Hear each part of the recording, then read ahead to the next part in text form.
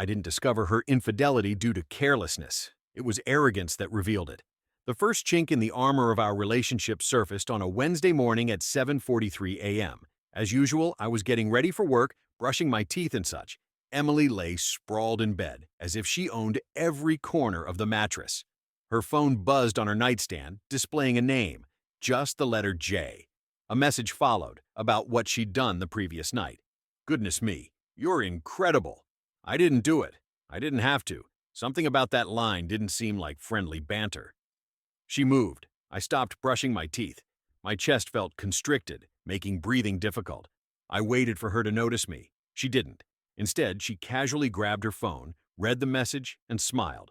Not a sleepy smile or a puzzled one, but a secretive, self-indulgent one meant for someone other than me.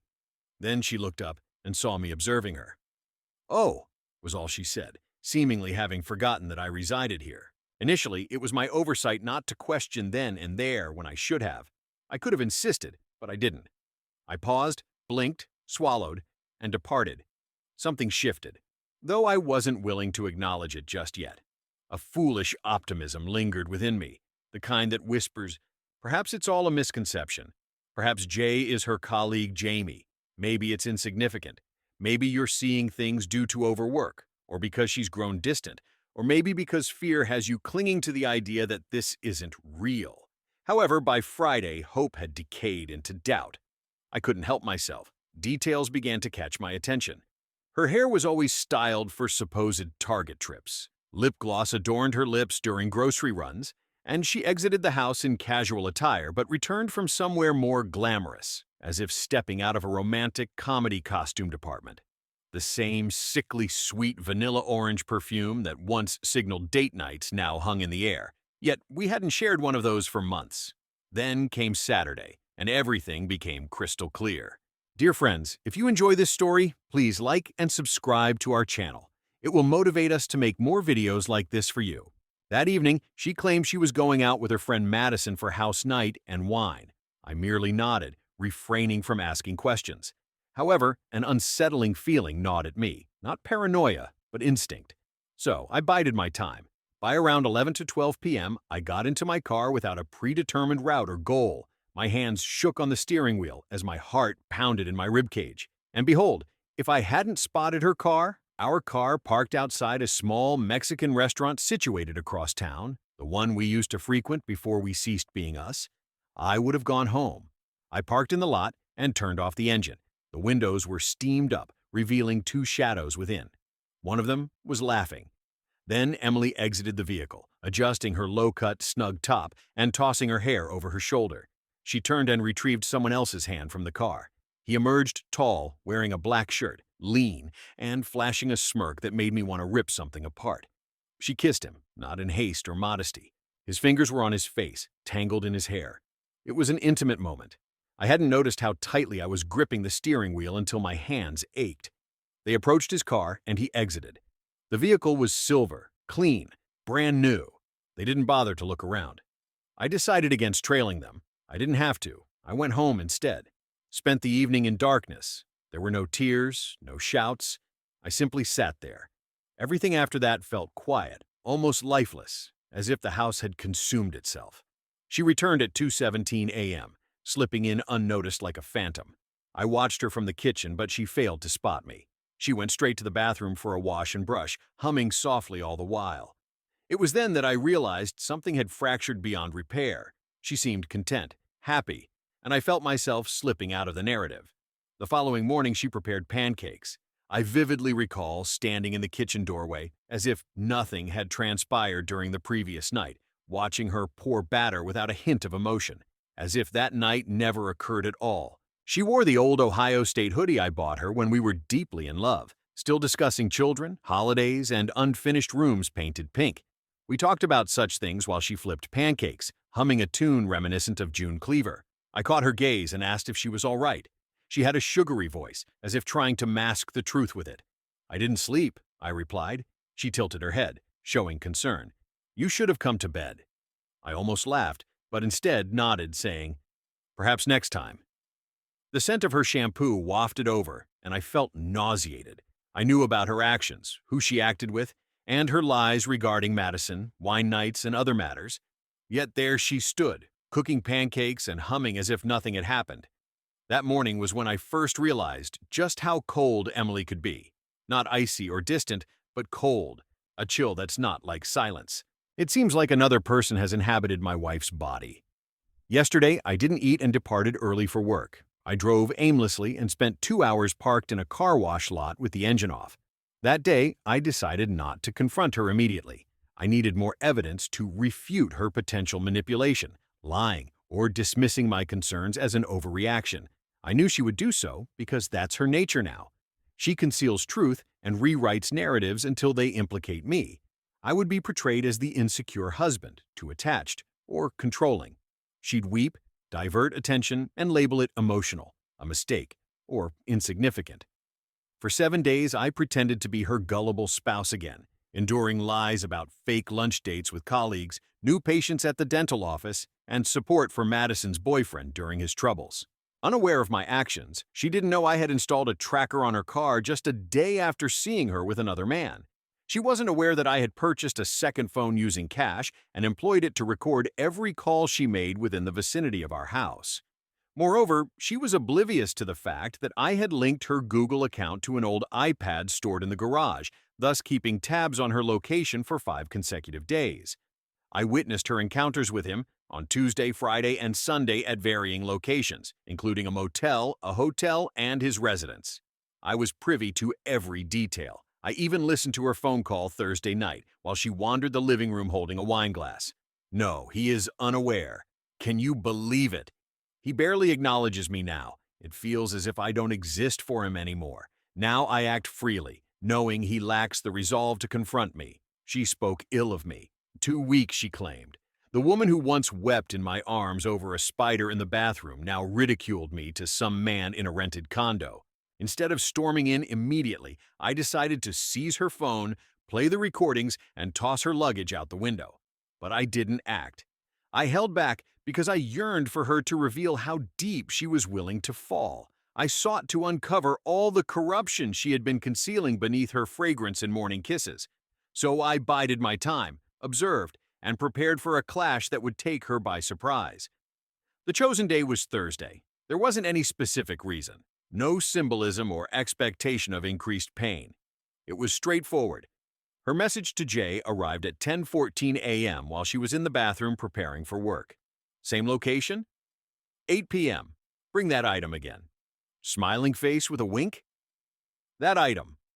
I wasn't aware of what that item meant. I didn't want to know. However, it solidified everything I needed to believe.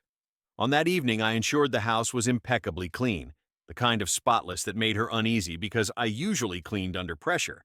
Emily disliked it when I did so. She once confided that it made her feel like she was being wiped out. The irony of that wasn't eluding me now. She arrived home from work at 6, punctual as ever, clad in heels, tight black jeans, and a black blouse she hadn't donned in more than a year. Her makeup was meticulously applied, heavily accentuating her eyes, her hair styled into waves that suggested she was not thinking of me but of the man she believed was awaiting her. She mentioned going to Madison's, snatching her handbag. I sat idly at the kitchen island, feigning interest in an overdue water bill.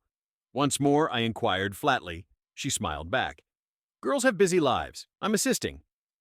My response felt awkward. You're a good friend, I said. That comment seemed to strike a wrong note. Her expression faltered for a moment, as if she sensed my disbelief. But then she planted a kiss on my cheek, advised me not to stay up, and departed. Her fragrance lingered. So did the deception. I waited a full 10 minutes. Then I climbed into the car and drove, not in pursuit of her. I didn't have to be. Previously obtained address served as a 2-story residence on the outskirts of town, featuring a gravel driveway and an unused basketball hoop. This was Jay's home, or Jameson, as I came to know him through matching Uber receipts and Venmo transactions. His punctuality was impeccable. He always split the costs. I didn't trail her that night. Instead, I waited for her arrival, ensuring they felt secure. The curtain was fully drawn open, and I parked across the street with the interior lights off to observe. When her car entered the driveway, she walked straight in as if it were hers. At this moment, my world shifted. She didn't glance back once, not even a quick check of the street or a hesitation. It seemed she had no qualms about her actions. There was neither anxiety nor fear in her demeanor. I remained seated for approximately 10 to 15 minutes, though time felt distorted in that moment, elongating and twisting with a sensation of nausea. Left the premises, crossed the road, approached the house as if it were familiar territory, and rapped forcefully on the door twice. A brief pause ensued, followed by footsteps. Then the door creaked open to reveal Jameson. Tall and younger, he flashed a careless grin, unaware of my presence, for I was merely a peripheral figure in Emily's narrative. He appeared puzzled when I asked if Emily was at home. Confused, he inquired about the identity of the inquirer. A voice from within called out, "Jamie? Who is it?" Upon his gesture, I was visible to her over his shoulder. Her countenance fell, like a mask slipping off in an instant. All color drained from her face instantly. She remained speechless. Jameson turned towards her and then back to me. "Hold on." I took one step back, then said calmly, "I know everything." No outbursts, no theatrics, just that simple statement. And I departed. I wasn't waiting for her because I was weak, but rather to let her experience the emptiness I left behind. I desired her to sense the sensation of losing control. There was no need for me to battle with her for the truth, as she had already given me everything I required. She arrived home at 3:28 a.m. I remained on the couch, unmoved by her arrival, while the living room was shrouded in darkness, save for the faint glow of the television screen, a random show playing silently to ward off the creeping silence. For hours I had been there, not waiting but lost as to where else to be. The door creaked open. She hesitated, unsure of which persona awaited her on the other side. "Brandon?" she murmured softly. I chose not to look at her. The door was locked, her obedience slow. Click! The deadbolt securing us in. She stood there, puzzled about our current scene. Her heels clicked against the hardwood floor as she approached cautiously. She didn't cry, didn't apologize. Instead, she calculated. I eventually met her gaze. She was wearing the same attire, her lipstick smeared, hair disheveled at the ends. Her blouse was undone slightly, hinting she hadn't bothered to tidy up before leaving. "Take a seat," I instructed. She complied without protest, settling on the fringe of the armchair facing me, reminiscent of a suspect before interrogation. I silenced the TV entirely. We locked eyes, and after a while she spoke. I hadn't intended for this to unfold. I almost chuckled at her choice of words. "That's your first line?" She looked as if she was about to cry, but it wasn't from remorse. I didn't probe further. I didn't search for anything, it simply happened. "Halt," I commanded, firm yet controlled. I wasn't soliciting justifications. "You can't justify this." She fell silent, and her fingernails traced the worn fabric of the chair. "I merely want to understand," I said when she paused. "Be truthful." She cast her gaze downwards. "I don't know," she admitted. "Nonsense. Try again." She flinched as if I'd struck her. "Approximately 5 months ago," she whispered. I gave a slow nod. "That matches up. And it's been the same man this whole time?" A pause. "Too long?" "No," she replied. I stared at her for a prolonged moment. That response opened something new inside me. My breath became trapped within me, and I let it remain there. "How many times have you been with him?" I inquired, not wanting to know the answer. She avoided my gaze. Two times," she whispered. I remained silent, didn't twitch an eye. I didn't allow her to see how the room momentarily wobbled. "When did you plan on leaving me?" She immediately shook her head. "I wasn't, Brandon, I promise. I wasn't planning to leave. I no longer felt acknowledged. There it was, the line. The old, well-worn, manipulative cliché. I no longer felt seen, like I had been an invisible spirit for months, like she had no other choice but to seek the company of other men because I didn't notice her new makeup. "You know, I made an effort," I said, my voice hushed, flat. I inquired. "I tried to connect more. I adjusted my shifts to spend more time with you. You claimed exhaustion, assured everything was well, accused me of overthinking, and all along, it seemed, you were secretly planning hotel reservations?" She wept now, genuine tears, though they came belatedly. "I didn't know how to halt," she murmured. "You made me feel—" "Don't utter it." I rose abruptly, causing her entire body to stiffen. "I truly mean it, Emily. Don't express that he revitalized you or made you feel extraordinary or rekindled your womanhood. Don't belittle us both with a platitude from a daytime drama." She hid her face behind her hands. I moved toward the window and peered outside. The street was vacant, yet our trash cans still leaned precariously on the curb as if nothing amiss occurred. "I won't strike you," I stated. "I won't yell," I added, "but I will ask one final question." She removed her hands and fixed her gaze upon me. "Had I not discovered your secret, had I not knocked on that door, how long would this charade have continued?" She remained silent. That silence, that was the genuine truth that kept me awake that night. Once more, she ascended the stairs, tears streaming, nasal sounds of crying echoing as if her universe crumbled beneath her. In the kitchen, I remained seated, gazing at an untouched glass of water, her footfalls overhead, cabinets opening, wardrobes creaking, a shower at 4 in the morning that played too long. It was all noise and movement void of significance. No longer enraged, this was the most disheartening part. Anger is a feeling. It provides strength, purpose. What I felt now was empty, chilly, a silence that resembled standing in a charred dwelling and realizing one isn't even seeking survivors anymore. At midnight, she emerged downstairs, attired for work, or perhaps only feigning it. Same ritual, same makeup, identical curl in her hair. The mascara was now waterproof. She didn't utter a word, merely lingered near the door, gripping her car keys as if they might detonate. "Shall we converse?" she eventually queried, voice scarcely audible. "No," I replied. "We have already done so." I meant, "Do you wish to truly talk?" I glanced up. "What is there left to discuss, Emily?"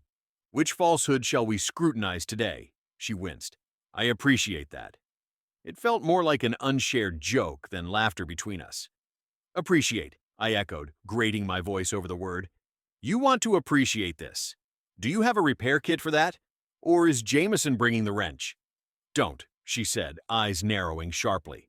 That tone was authentic Emily, the one who ridiculed colleagues in their presence and later posted group photos online with heart emojis.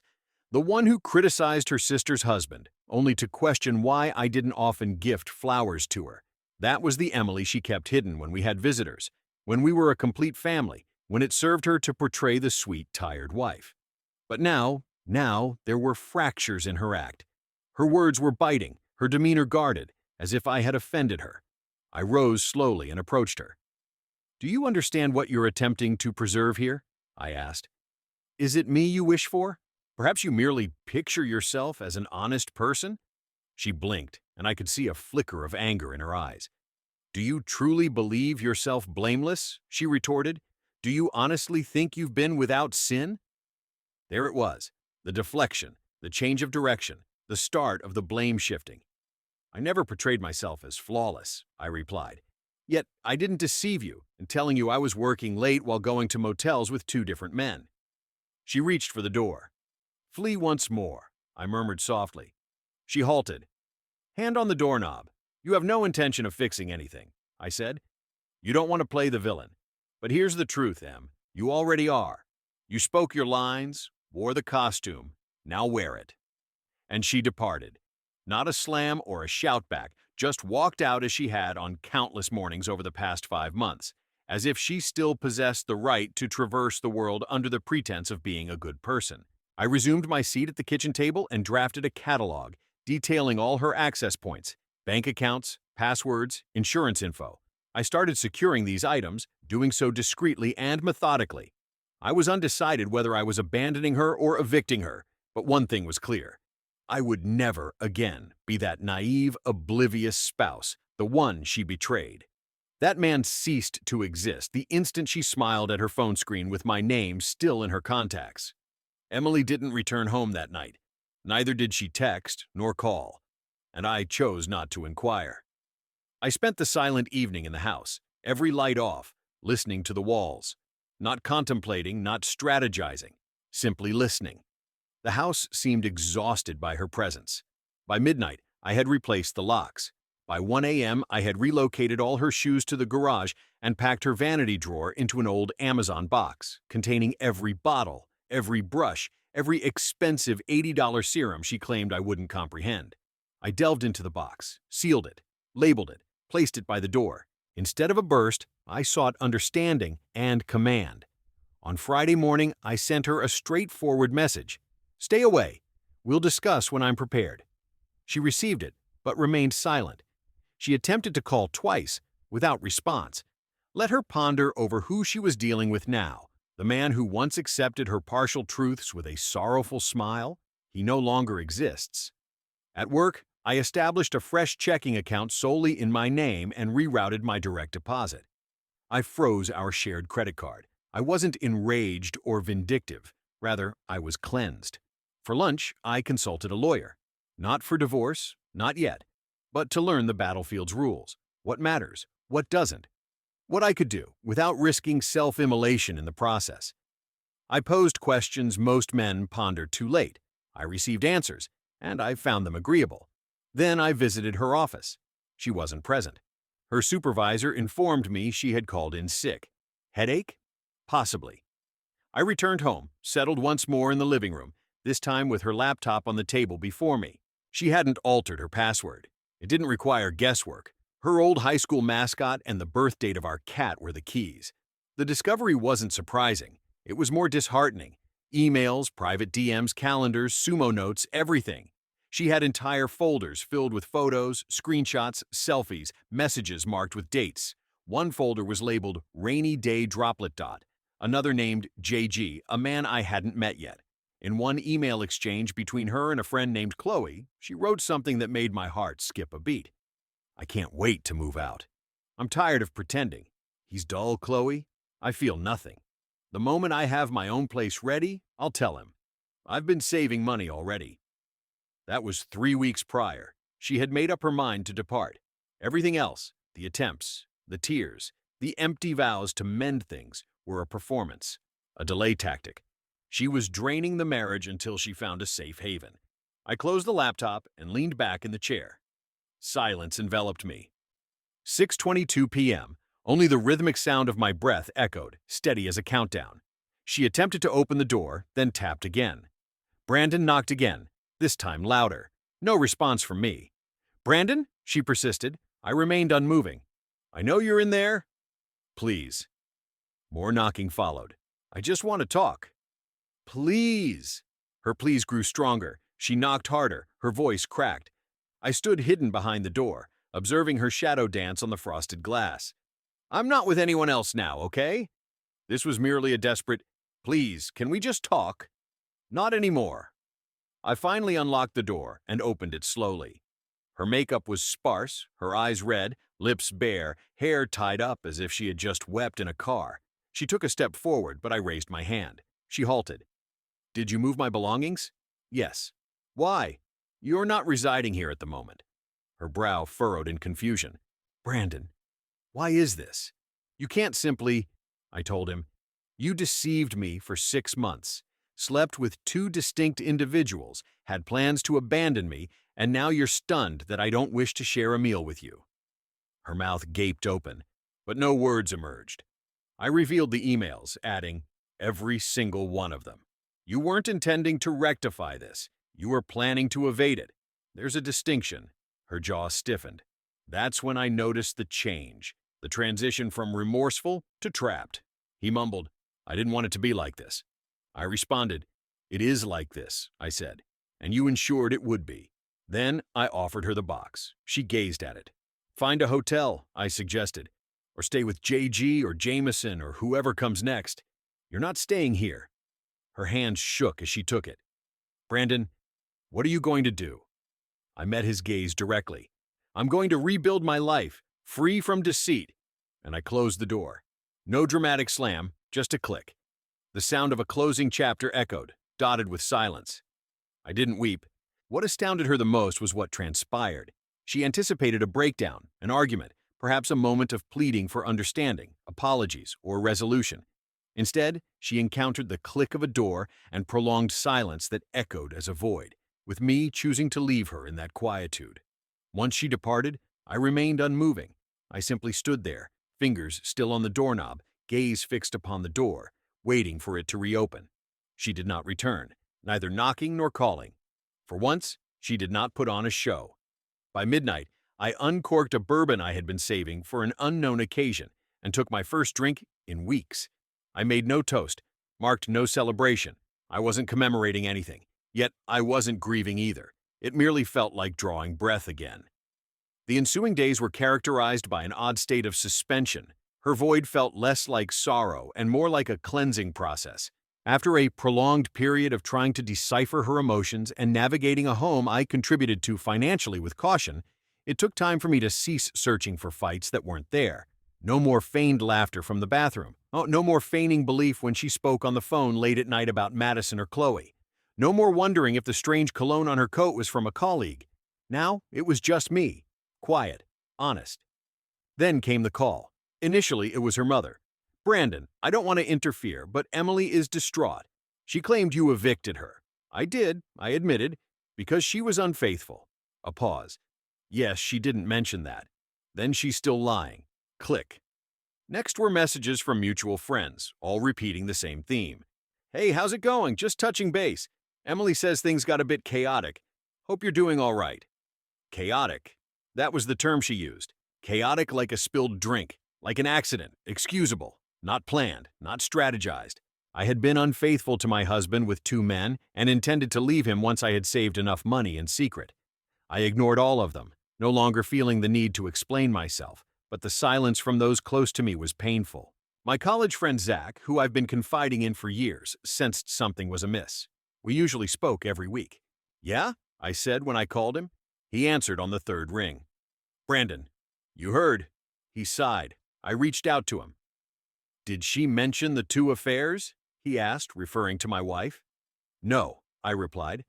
"Of course not." I then revealed everything to him, calmly and factually. After listening, he simply said, "Jesus Christ, man. I'm sorry." And then there was a pause before he asked, "What do you want me to do?" That question caught me off guard because no one had asked me that before. "I don't know," I admitted honestly. "I think I just want people to stop treating this like it's a spat. It was a betrayal. I want the term used." He fell silent for a moment before replying. He stated, "Then I'll confess it. She deceived you. I stand by your side." This statement held significance.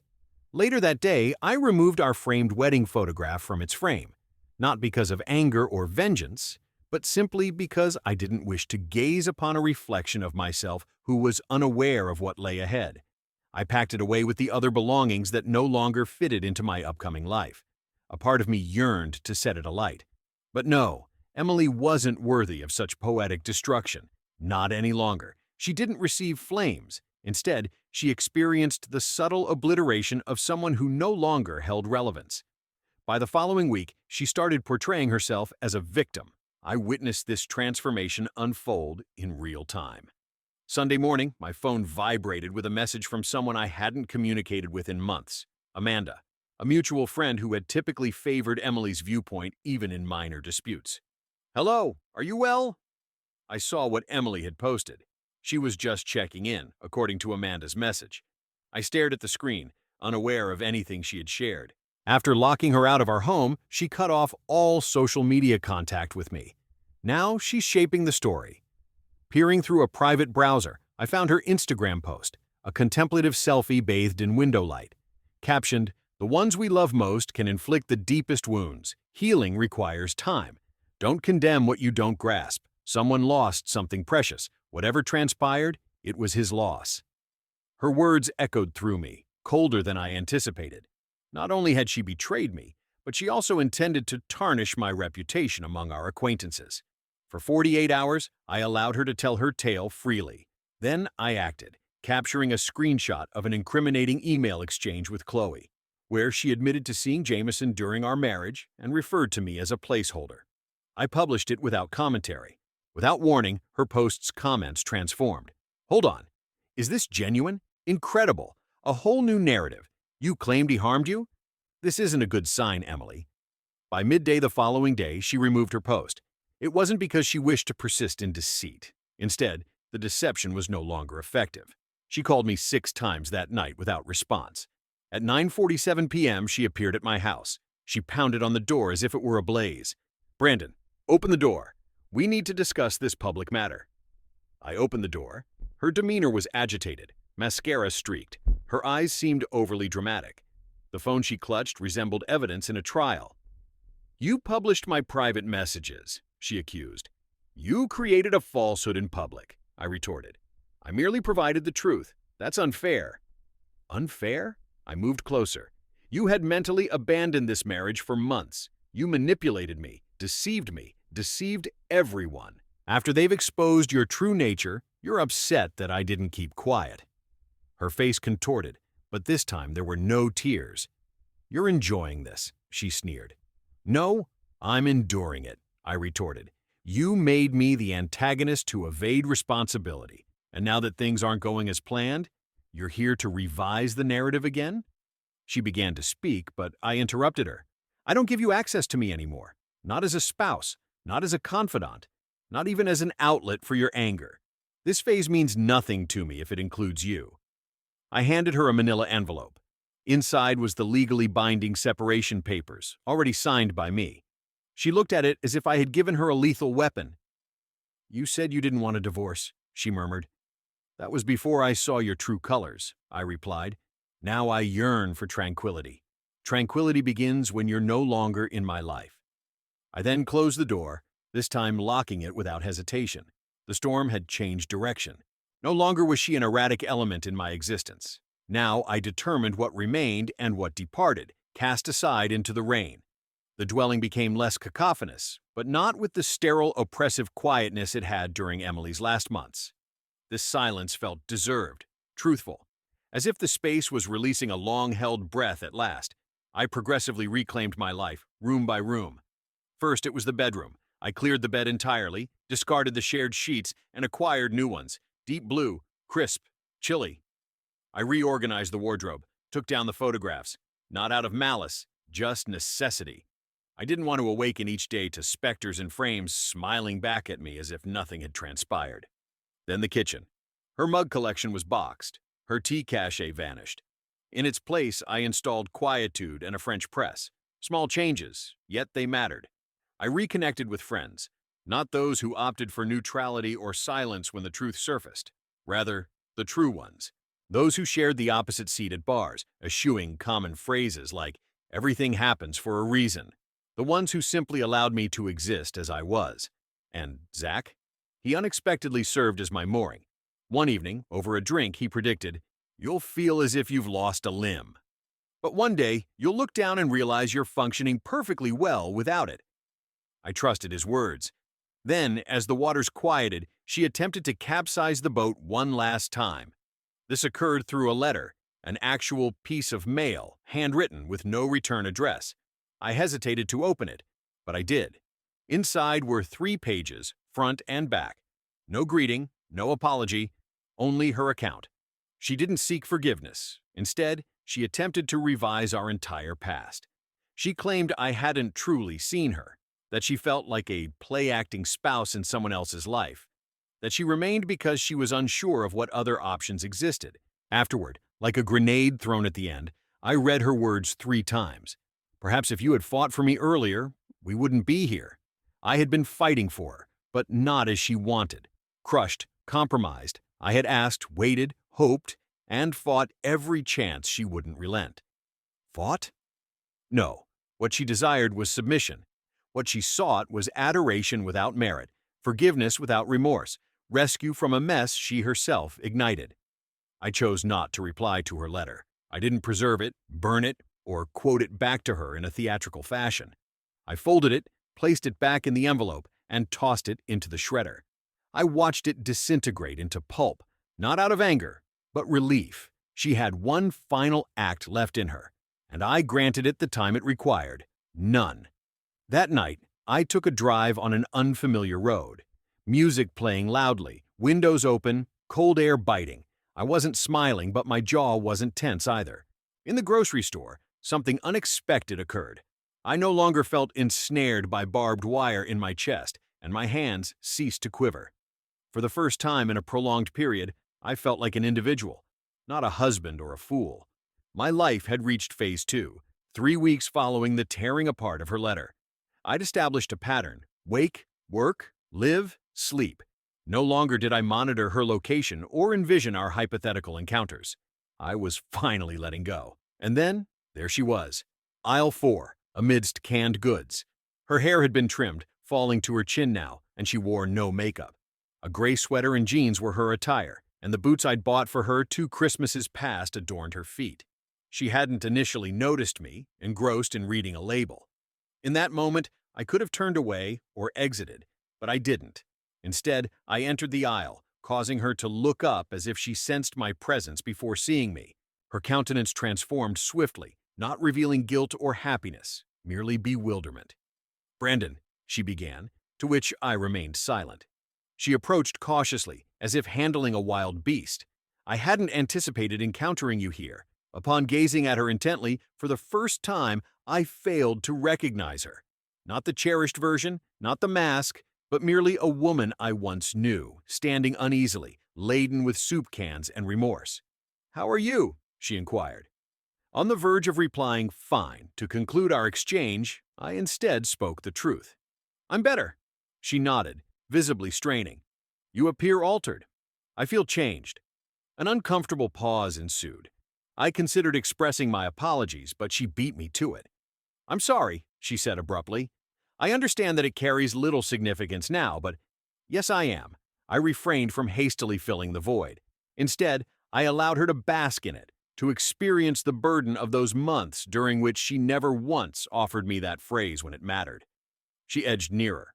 Her tone softened. "I still think about you, about us." I raised my eyebrows subtly. "You confronted a part of me you could deceive," I told her. I said. She winced, looked away. "That's unfair." "No," I countered. "It's truthful. Fair would be overlooking your actions, ones you never made an attempt to correct." She fell silent. Then, with a sense of desperation, she admitted, "I'm not involved with anyone at the moment." The unspoken implication lingered like smoke. I inhaled deeply, not out of anger, but clarity. "Emily, this isn't a tale of reconciliation. It's the conclusion," I said. The event had already transpired. Her face contorted slightly and silently, mirroring the realization of an irretrievable loss. I nodded once, a small, conclusive gesture. Then I left my card behind on the aisle, stepped out into the afternoon sun, squinting at the sudden brightness as if entering a new world. And indeed, I had. For that was the instant I acknowledged I had nothing more to retract, no further explanations needed, no lingering burdens left upon my shoulders. She had been unfaithful. She had deceived me, but I persisted, not by transforming into a more detached individual. Instead, I became more discerning. 2 days after the grocery store incident, she left me a voicemail instead of texting or calling. This was not a message I could dismiss swiftly. A voicemail gave her more control, less opportunity for immediate rejection, and the avoidance of hearing her name choke in my throat as it once did. Initially, I didn't listen to the message. I merely gazed at the notification, my thumb poised over the play button like it was a live current. A part of me, weary and raw, wished to delete it instantly. Yet another part, deeper and calmer, urged, "No, listen to it. Let it be our final goodbye." I obliged. Her voice whispered through my phone, softer than I recalled, cautious, pondered over a dozen times before being recorded. "Hi, I yearned to express a few things left unsaid, not to reconcile or rectify anything, just because it was due to both of us. I've been contemplating my actions and their consequences, my mistakes. You were correct. I didn't make an effort to mend things when I had the opportunity. Instead, I delayed, hoping you would crack first so I wouldn't have to. But when you didn't, I became anxious. In my mind, I accused you of being kind to me, of being dependable. I thought it implied that you didn't feel as intensely as I did. The truth is, you respected me more than I ever reciprocated. I don't seek forgiveness. I understand I wouldn't have been capable of offering it if the positions were reversed. But if there's anything I can offer now, it's this. I recognize my actions. I acknowledge what I've lost." There was a moment of silence. I assumed that was it. However, you continued. "If you ever wish to converse, not to resolve issues but simply to chat, I'd welcome it.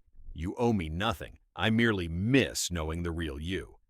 Then there was no farewell, no desperate plea, just static, and then silence. I placed the phone down and gazed at the wall. And for the first time since everything began, I didn't feel anger, sorrow, or compassion. I felt exhausted. Her confession of recognizing her actions had no impact on what I experienced before.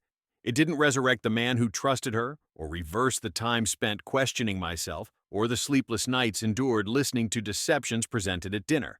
However, it did establish something I was unsure of before. She's been evading self-awareness all along. It wasn't primarily about Jameson or JG or any other she attracted. It was about a void she had long before I entered her life. A vacuum she tried to fill with admiration, accolades, and individuals unaware of her truth. Yet, when I ceased orbiting around her, the silence must have become deafening. That night, I didn't answer her voicemail or erase it. Instead, I saved it as evidence that I endured. Not in ruins, not for vengeance, but to show I survived. Closure isn't a single moment. The gathering is serene. I had once believed there would be a definite moment, a sunrise, a phone call, a poignant farewell, or a tearful goodbye, that would herald tranquility, like opening a door. But that's not how it unfolds. At times, it arrives in the stillness of brushing your teeth, realizing you haven't thought of her at all during the day, or in the way your body stops reacting to every message notification, anticipating drama. Sometimes it happens when you enter a room once filled with echoes, and it merely feels like any other room again. I arrived there gradually. The parting was conclusive. There was no argument, no dramatic courtroom confrontation. She signed the documents 2 days after I neglected her voicemail. I didn't express gratitude. She didn't request a conversation. She simply signed. It was as if she was releasing the illusion that she could alter the conclusion to suit her needs. And I carried on living.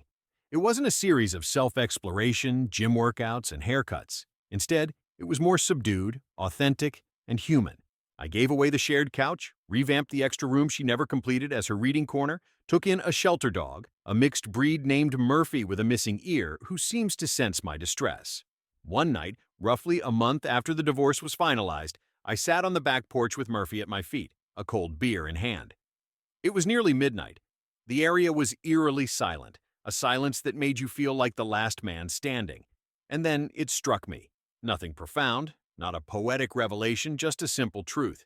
She didn't annihilate me. She barely came close. She hurt something within me, yes. She violated trust, dashed expectations, shattered my beliefs in what was real. But beneath the wreckage, I still existed.